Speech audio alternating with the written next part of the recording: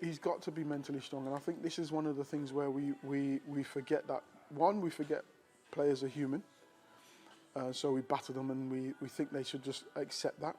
And two, we forget that players are mentally very, very strong to deal with these sort of scenarios, but they still need help because we don't know away from. I can talk to you here and I'll say, yeah, I say all the right things, but away from here, when you're home, you don't know whether I'm crying. You don't know whether I'm pulling my hair out because that's not going right.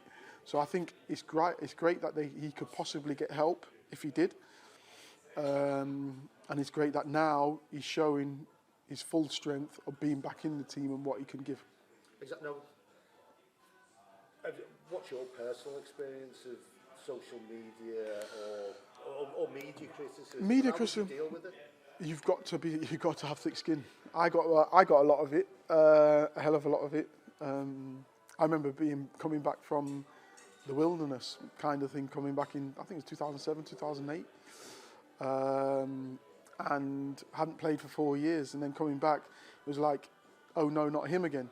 Now, that's fine if that's your opinion, but now you're telling everyone else to have that opinion by putting that putting that on the back of a newspaper. You're telling everyone else to have that opinion, and I was in a great place, and it didn't really bother me, but going back years, it might have bothered me because I was young, but at that time, I think I was 28 or something like that. At 28, I'd played 11 years of football, so it really didn't bother me then. But you've got to.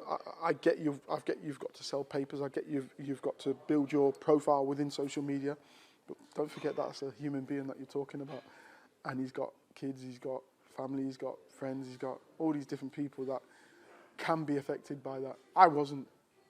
And I see that, I don't know if Harry Maguire is affected by it.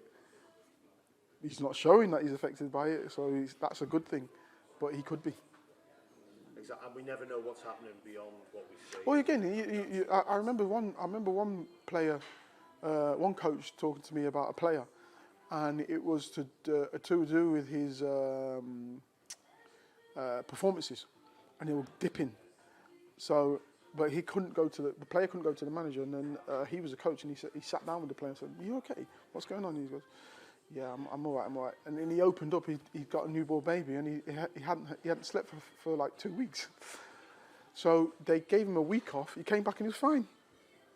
So people don't know what's going on in people's lives beyond actually being on the football pitch or being at work. Exactly. Jude Bellingham. Oh. What a player.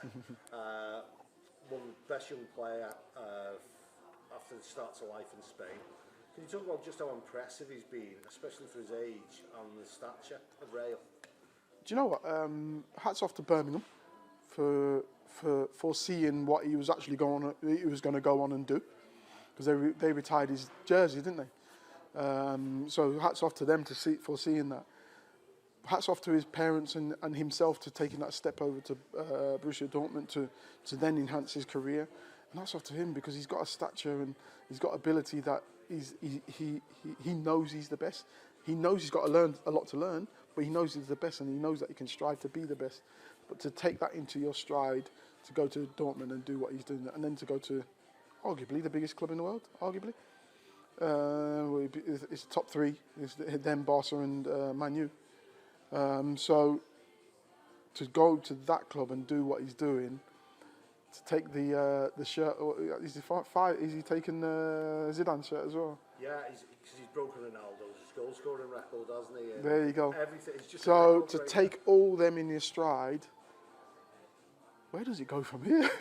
That's the problem. Do you think it's because he seems, everyone you speak to about him, he's just like a sponge. Yeah. He wants to learn. Do you think it's that thirst to improve that will make him the best in the world? 100%. And then it's attracting himself or attaching himself to the person, to the people that he can learn from the best. So when you're looking at, I think when he was away with England, it's Jordan Henderson, who's a senior pro, who has all the knowledge. That's who he's attached himself, giving me that knowledge.